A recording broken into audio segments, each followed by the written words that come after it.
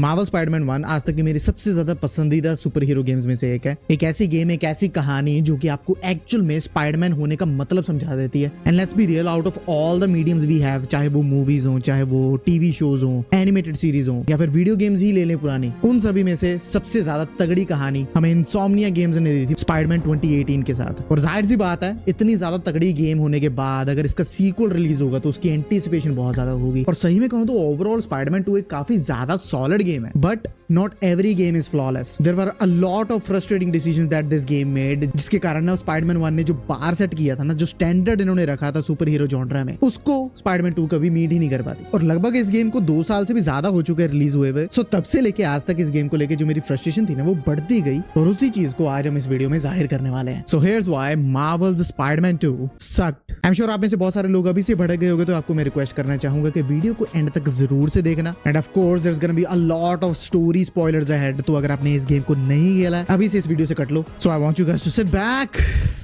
Relax and let's do this.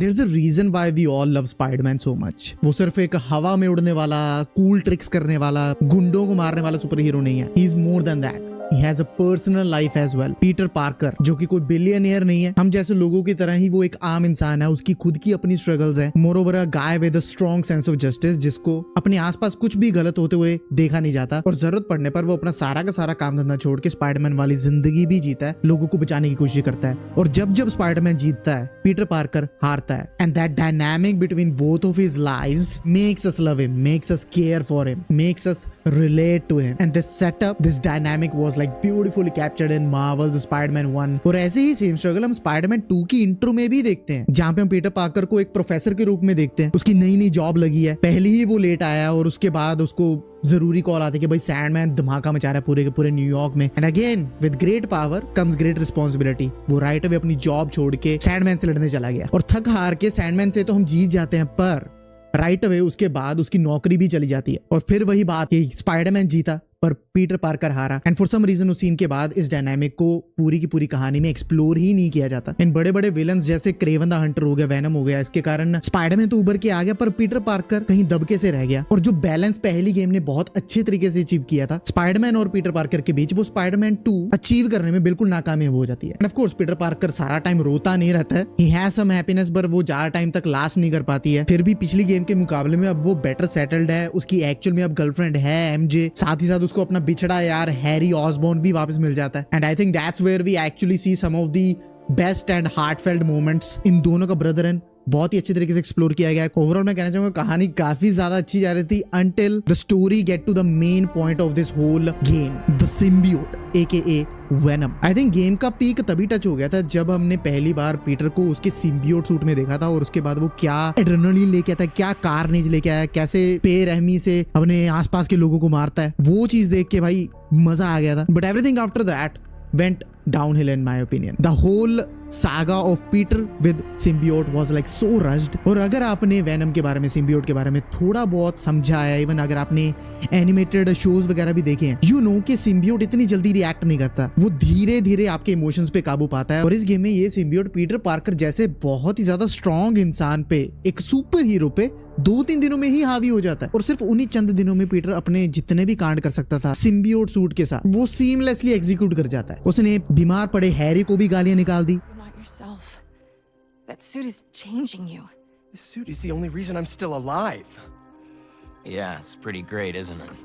Why don't you pop some more pills and say what you really feel? Hey, don't. MJ को भी डरा डरा के भगा दिया उन्हीं दिनों में। बाय द वे वो सीक्वेंस जब वो एमजे को दौड़ा रहा होता है वो जबरदस्त था यार, मतलब वो टेंशन जो फील होनी चाहिए एक्चुअल में वो काफी सुंदर तरीके से उन्होंने एग्जीक्यूट की थी। And also the only scene where MJ was actually not OP. I knew that those missions weren't the fan favorites coming out of Spider-Man 1. We knew we had to make her more of a proactive, capable person. And if she's low OP, I don't give a shit. I know बहुत सारे लोगों को MJ के mission यार इतने अच्छे नहीं लगते। पर्सनली मुझे उस चीज से इतनी ज्यादा दिक्कत है नहीं। I think there were more bigger problems which needed to be addressed, but I do understand the criticism that her character gets। मतलब वो बिना किसी मिलिट्री ट्रेनिंग के वो अपने से ज्यादा बड़े आदमियों को लिटरली इस गेम में तो भाई सिम्बियोटिक विलन्स को इजीली स्टन गन से मार पा रही है। So from the very writing perspective that whole thing is completely bullshit. और अभी हम एमजे की बात कर ही रहे हैं तो हम इन दोनों के रिलेशनशिप के बारे में भी थोड़ी सी चर्चा कर ही लेते हैं। ओवरऑल केमिस्ट्री में कहना चाहूंगा पूरी की पूरी गेम में मुझे बहुत ज्यादा फ्लैट लगी। सिर्फ एक ही मोमेंट मुझे याद आ रहा है कि कोनी आइलैंड में जब वो दोनों उस झूले पे बैठे होते हैं, वो काफी एक क्यूट सा मोमेंट था जिसको देख के मैं एक्चुअल में स्माइल कर पा रहा था, ब्लश कर रहा था। वहीं पे अगर हम स्पाइडरमैन 1 की बात करें, वहां पे भाई एक्चुअल में इतने सारे सीक्वेंसेस थे, इतने सारे सिनेमैटिक्स थे जहां पे इन दोनों के बैंटर को बहुत अच्छी तरीके से डेवलप किया गया था। The flow, the love story between both of them felt so natural and organic. और अभी हम थोड़ा सा हैरी ऑसबॉर्न के बारे में बात कर लेते हैं। And honestly for the most part I didn't have any issue with that character. Even उसका एजेंट वेनम वाला सीक्वेंस हमारे पीटर पार्कर के साथ बहुत ज्यादा सुंदर था, मैं कहना चाहूंगा। ऑफ कोर्स पीटर की जान को बचाने के बाद सिम्बियोट के उसके पास ना होने से वो बीमार पड़ जाता है और अपने सबसे लोएस्ट हिट करने के बाद उसको जब फाइनली वो सिम्बियोट वापस मिलता है, पीटर उसको समझाने की कोशिश करता है कि भाई ये बिल्कुल खराब चीज है, ये तुम्हें और ज्यादा बर्बाद कर रही है। वो सीक्वेंस काफी ज्यादा अच्छा था। और जब फाइनली हमें वेनम देखने को मिलता है, वो साला जब कैमरा रोल होता है ना, हमें पता लगता है कि हम एक्चुअल में वेनम को कंट्रोल करने वाले हैं, वो देख के यार मेरा खड़ा हो गया था, लिटरली रॉन्ग था। मुझे एक्सपेक्टेड नहीं थी ये चीज। वो पूरा का पूरा सीक्वेंस जहाँ पे वो लैब से एस्केप करता है और क्रेवन द हंटर के साथ फाइट करके उसका सर धड़ से अलग कर देता है, पूरा का पूरा सीक्वेंस जबरदस्त था, हाई एड्रेनलिन। उसके बाद होता है असली चुतियापा। हैरी डर जाता है कि भाई ये क्या कर दिया मैंने, एक बंदे का लिटरली सर धड़ से अलग कर दिया। उसके बाद वो एक बिल्डिंग पे जाके सोचने पे मजबूर हो जाता है और वहां पे कुछ ही सेकंड्स में वेनम उसको कन्विंस कर देता है कि भाई वर्ल्ड को अगर हील करना है, यही एक तरीका है कि सारे के सारे दुनिया को सिम्बियोट से घेर दो और उसके बाद सब कुछ चंगा सी, लाइक लिटरली सही में। और रातों रात पूरा का पूरा न्यूयॉर्क का शमशान बन गया। I don't get it, man. और इस चुतियापे की वजह से ना वो वेनम हमारा वही सेम ओल्ड जेनेरिक विलन बन के रह जाता है, जो कि कहता है कि भाई दुनिया को अगर बचाना है तो उसको खत्म करना ही सही है। लेट्स बी रियल, वेनम ऐसा है नहीं। He's not like that old generic villain. He's more than that. कहानी भाई बहुत ज्यादा तेज जा रही थी। There was no breathing space. रुकने का नाम ही नहीं ले रही। And the scene where वो actually MJ को भाई किडनैप करने जाता है, that whole sequence was so poorly written. Peter literally fridge के बोझ थले नीचे आ जाता है। I don't think there's an explanation to that. और चीजें यही नहीं खत्म होती, उसके बाद वो MJ को स्क्रीम में तब्दील कर देता है। और मैं कह रहा था ना कि इन दोनों की लव स्टोरी इस गेम में काफी ज्यादा फ्लैट फील हुई। The only reason for that was कि इनके रिलेशनशिप की कोई इन्होंने स्ट्रगल्स नहीं दिखाई, कोई ऐसे वेल रिटन सिनेमैटिक्स नहीं थे जहां पे हमें इनके बारे में और जानने को मिलता। इंस्टेड दे थॉट के इन दोनों की इंटरनल स्ट्रगल्स को, इन रिलेशनशिप की स्ट्रगल्स को एक फाइट सीक्वेंस में डाल देते हैं और पूरी की पूरी भसड़ का भाई एक बॉस फाइट में दी एंड हो गया। लिटरली 2-3 फेजेस की बॉस फाइट थी वो। मैरी जेन मतलब 10 मिनट के लिए स्क्रीन बनी होती है और उसके बाद सब कुछ फिर से ठीक हो गया, just like that. And of course game का फाइनल एक्ट जहां पे मैं सोच रहा था कि भाई हाँ, इतने पाप करने के बाद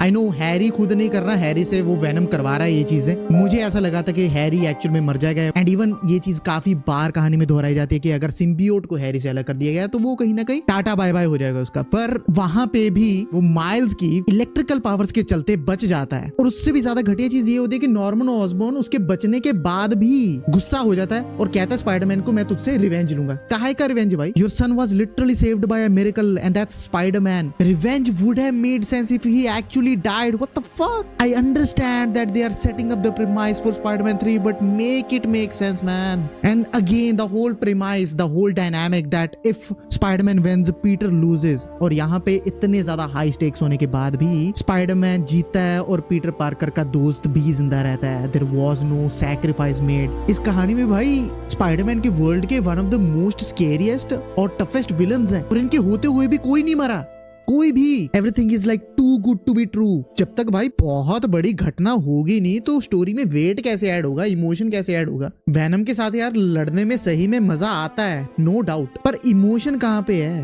वो पर्सनल फीलिंग कहाँ पे है जो मुझे पहली गेम में दिख रही थी? डॉक ऑक भाई, उसको शुरू से हमको पता था कि भाई ये ही फाइनल बॉस है, पर उसका एक प्रॉपर बिल्डअप था, उसका प्रॉपर एक आर्क था। शुरुआत में वो कितना अच्छा इंसान था जो कि एक्चुअल में दुनिया के लिए कुछ करना चाहता था, उसके साथ पीटर था। बट ऐसे इंस्टेंसेस होते हैं जहाँ पे पीटर बिजी होता है, वो स्पाइडरमैन था और तभी वो उसकी हेल्प नहीं कर पाया। ऑटो ऑक्टेवियस अकेला बढ़ गया, डॉक ऑक चेंज होता गया उसके आसपास के लोगों के कारण, नॉर्मन ऑसबॉर्न के कारण। That development, that writing was so on point. that we actually cared about the villain as well. And again, that sacrifice he has to made of being a Spider-Man, वो Octavius को dock ऑक बनने से बचा नहीं पाया. That's the thing. This game is playing too safe. सारा time ऐसा लगता रहा कि भी इंसोम्निया गेम्स के ऊपर एक बहुत बड़ा बर्डन था इस गेम का सीक्वल होना. अगर अभी तक आपको समझ में नहीं आया, there is another scene, the final scene of Spiderman 1, जहां पे स्पाइडरमैन को दो चॉइसेस मिलती हैं, या फिर वो सारे के सारे न्यूयॉर्क को बचा ले या फिर अपनी आंटी को बचा ले. And let's be honest, that weight, the emotion that the whole scene carry is so beautiful. I don't know what to do. Yes, you do.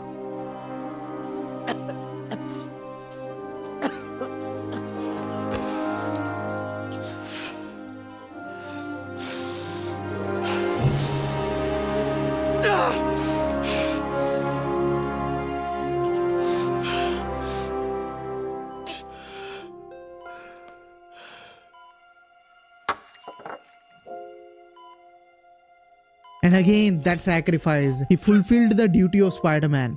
But Peter lost again. He lost his Aunt May. और Spider-Man 2 के writers मेरी झांट में. Tell me one sequence in the whole Spider-Man 2 जो कि इसके करीब भी आता हो. नहीं आएगा.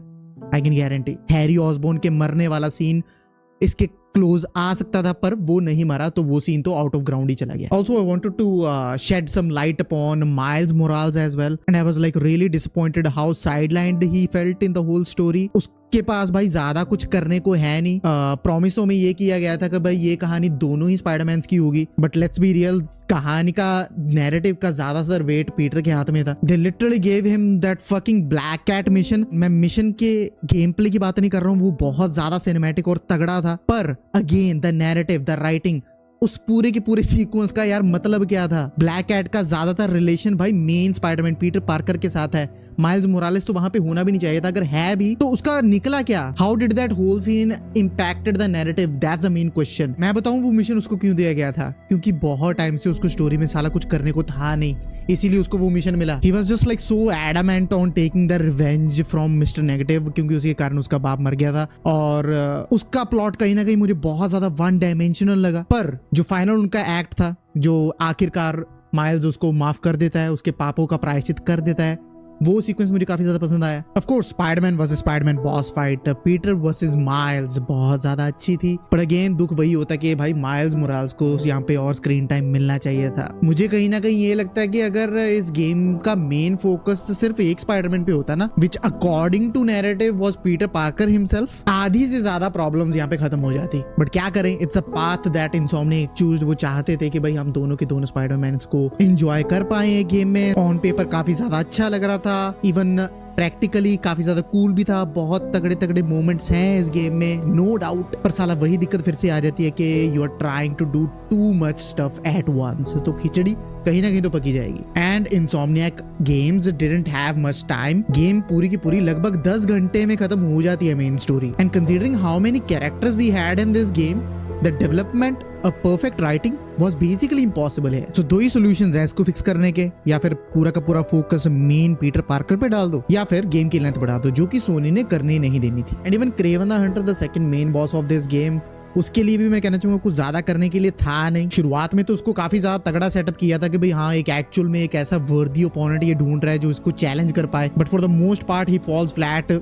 ज्यादा उसको कट सीन्स वगैरह नहीं दिए गए हैं यहाँ पे. And again the credit goes to the lazy writing of this game. Of course अगर हम बॉसेस की बात कर ही रहे हैं तो हम इस गेम की बॉस फाइट्स पे भी आ ही जाते हैं, जो कि मैं कहूंगा बहुत ज्यादा लॉन्ग ड्रोन है भाई. मतलब एक फाइट 5-5, 10-10 मिनट तक चलती है लिटरली. बॉसेस को इन्होंने 2-2, 3-3 फेजेस दे रखे हैं, और ऐसा भी नहीं है कि गेम बहुत ज्यादा चैलेंजिंग है. मैं हार्डेस्ट डिफिकल्टी भी खेल रहा था. I am here for the spectacled, I am here for the cinematic approach, जो कि पहली गेम ने बहुत अच्छे तरीके से अचीव की थी हर एक बॉस फाइट में. एंड इवन भाई इनसोम्निया गेम्स ने इस गेम की स्टार्टिंग में इंट्रो सीक्वेंस में सैंडमैन के खिलाफ जो बॉस फाइट थी वो कितनी ज्यादा एपिक थी. इवन कॉर्नर्स एके लिजर्ड वाली बॉस फाइट भी बहुत ज्यादा जबरदस्त थी. वही सिनेमैटिक अप्रोच मैं हर बॉस फाइट में देखना चाहता था. ये कोई एल्डन रिंग नहीं चल रही जहां पे मुझे एक्चुअल में बॉसेस के पैटर्न्स लर्न करके फाइट करनी पड़ेगी. I don't want to sit around for like 10 minutes and spam my whole controller. ध्यान रहे यहाँ पे मैं गेम के कॉम्बैट को खराब नहीं कह रहा हूँ, वो बहुत ज्यादा जबरदस्त है. One of its kind है. I'm talking about the length here. The long drawn fights does not feel right, man. क्या करूँ यार, it's just like so frustrating है. ऐसी चीजें कहीं ना कहीं छिप जाती अगर इस गेम का नैरेटिव अगेन अच्छा होता। मोर ओवर इस गेम का ओपन वर्ल्ड डिजाइन मैं कहना चाहूंगा काफी ज्यादा वास्ट है, visuals of the charts, no complains, web swinging easily the best we have ever seen. जहाँ पे स्पाइडरमैन 1 में मैं कहना चाहूंगा आपकी स्विंगिंग की स्पीड काफी ज्यादा कांस्टेंट रहती थी, पर यहीं पे इट्स ऑल अबाउट मोमेंटम। आप जितना अच्छा स्विंग करोगे उतना ज्यादा आप तेज उड़ पाओगे। Like swinging throughout the whole New York and Queens in seconds is like so ridiculous and unbelievable भाई। और उसके साथ साथ इन्होंने जो वेब विंग्स दिए हैं, game changer, easily the best traversal we have ever had in any open world game. But the open world design मैं कहना चाहूंगा बहुत ज्यादा रेपिटेटिव था, जहां पे मैं कहूंगा मिशंस वगैरह को लेके ना काफी ज्यादा यूबीसॉफ्ट वाली फीलिंग आ रही थी, where the activities that you can do are like more of the same जो हमें स्पाइडरमैन 1 में भी दिखी थी। एंड अनफॉर्चुनेटली यहाँ पे वो चीज फिक्स नहीं हुई है, except a few side missions मैं कहना चाहूंगा बहुत ज्यादा जबरदस्त थे। उनमें से मुझे 2 याद आ रहे हैं ऐसे मिशंस। एक तो मैं कहूंगा ग्रैंडपा अर्ल वाला मिशन था, जहां पे एक अंकल बैठ के अपनी मरी हुई वाइफ को याद कर रहा होता है और स्पाइडरमैन उसके साथ बैठ के आराम से बातें करता है। एंड ऑफ कोर्स वो होमलेस हार्वर्ड वाला मिशन बहुत ज्यादा गट रेंचिंग था यार, एंड में जब उसकी डेथ हो जाती है। मतलब ऐसे कुछ मिशंस हैं इस गेम में जो लिटरली आपको फील करा देते हैं that he still that same mode friendly neighbourhood Spiderman. ऐसे मिशंस की तादाद कहीं ना कहीं और ज्यादा होनी चाहिए थी। और उसके साथ साथ मैं कहना चाहूंगा जो मिस्टीरियो वाला क्वेस्ट था वो भी मैं कहूंगा ठीक ठाक था। फाइनल बॉस फाइट थी जो वो काफी ज्यादा कूल थी, पर उससे पहले जो हमें चीजें करनी पड़ती है वो सारी की सारी बहुत ज्यादा रेपिटेटिव थी। और उसी के साथ साथ द फ्लेम वाली क्वेस्ट लाइन जो हमें पीटर पार्कर के नजरिए से दिखाई जाती है, जहाँ पे हमारी चहेती यूरी फर्स्ट गेम की जो पुलिस वाली होती है वही कहीं ना कहीं एक एंटी हीरो के रूप में दिखाई देती है। और उसकी भी मुझे क्वेस्ट लाइन ठीक ठाक लगी। लिटरली भाई वो कत्लेआम कर रहे होते, कितने सारे लोगों को मार रहे होते, उसके हमें कोई कॉन्सिक्वेंसेस वगैरह देखने को मिलते। And Peter being the true hero जो कि एक्चुअल में बंदे को जितना मर्जी पीटते पर कभी मरने नहीं देता, उसके साइड से हमें कुछ ज्यादा वहां पे रेपरकशंस देखने को नहीं मिलते। इवन उस क्वेस्ट लाइन के एंड में इन्होंने कार्नेज का भी रिवील किया था, तो मुझे लगा इस गेम का कोई डीएलसी आएगा। अनफॉर्चुनेटली अनलाइक स्पाइडरमैन 1 हमें यहाँ पे कोई डीएलसी नहीं देखने को मिला भाई। हेल आई वुड इवन से कि सबसे घटिया मिशन इस गेम के सारे माइल्स मोरालेस को दे दिए गए, जहाँ पे हमें एक चूतिया सा गे वाला मिशन भी देखने को मिला। यूजुअली मुझे इन चीजों से इतनी दिक्कत होती नहीं है, but that only mission felt so forced, और वो कितना ज्यादा बोरिंग था। And I also do appreciate the sequences when we were actually able to see Miles fighting the bad guys, और उसके साथ हम भी जुड़ जाते हैं और साथ में हमारा एक कॉम्बो फिनिशर भी होता है वहां पे। एंड द कॉम्बैट मुझे बताने की जरूरत नहीं है, इज वे मोर फ्लूइड, काफी ज्यादा रिस्पॉन्सिव है, मजेदार है। इन्होंने पैरी मैकेनिक भी ऐड कर दिया जो कि मेरा पर्सनल फेवरेट था। And of course the music and the voice acting man is still one of the best in the whole gaming industry. Despite all the flaws this game has, I still like it. But I just couldn't love it because the bar that was set by Spider-Man 1 was insanely high. I still believe that Insomniac Games is the best studio that PlayStation has right now. और अभी इसी साल उनकी Marvel's Wolverine भी आने वाली है, and I have high hopes from that game. वो कोई open world game नहीं होने वाली है, वो एक्चुअल में एक linear game होने वाली है। And I'm hoping कि जो उन्होंने गलतियां Spider-Man 2 के साथ की वो यहाँ पे दोबारा नहीं दोहराएंगे। सो या that's it for today's video guys. I hope आपको मजा आया होगा। मुझे पता है बहुत सारे लोग ऐसे आने वाले हैं जो मुझे कमेंट्स में बहुत सारी गालियां निकालने वाले हैं, तो निकालते जाओ यार। I don't care to be honest, ये सिर्फ मेरा ओपिनियन है, एंड आई हैव ट्राइड कि मैं अपने ओपिनियंस को जितना कंस्ट्रक्टिवली रख सकूं उतना रखूं। आपके जो ओपिनियन है प्लीज कमेंट में बताइए। अगर आपको ये गेम बहुत ज्यादा अच्छी लगी, आपको इसकी स्टोरी अच्छी लगी, इसका गेम प्ले कुछ भी अच्छा लगा, कमेंट्स में जरूर बताइए। एंड मेरा भी यार थोड़ा कुछ डिफरेंट करने का मन था। ज्यादातर हम नए टॉपिक्स के बारे में बात करते हैं, जो भी करंट इंडस्ट्री में चल रहा है उसी के बारे में मैं ज्यादातर वीडियोस निकाल के लेके आता हूँ इस चैनल पे। और फिर मैंने सोचा क्यों ना कुछ रेट्रो रिव्यू टाइप शिट लेके आए, जहाँ पे हम पुरानी गेम्स के बारे में भी बात करें इस चैनल पे। Again I hope you guys enjoyed it. अगर मजा आया मेरे थॉट्स जान के लाइक जरूर कर देना। ऑफ कोर्स हम सिर्फ स्पाइडरमैन के फैन नहीं है, we are gamers, we are fan of all games. हम सारे ही गेम्स खेलना पसंद करते हैं। So let's talk anything about games in the comments down below. And definitely अगर आप थोड़ा बहुत गेम प्ले वीडियोस में भी इंटरेस्टेड हो तो आप मेरे main channel shadow strike gaming को भी जरूर से जाके सब्सक्राइब कर सकते हो, link will be in the description. Of course ऐसे ही गेमिंग के बारे में चर्चा सुनने के लिए, न्यूज जानने के लिए, रिएक्शन देखने के लिए, रिव्यूज देखने के लिए, ओवरऑल गेमिंग के पर्सपेक्टिव्स को देखने के लिए इस चैनल को भी सब्सक्राइब करना बिल्कुल मत भूलना। मैं मिलता हूं आपको अगले तक एपिसोड में, and this is Tushar signing off. Good bye.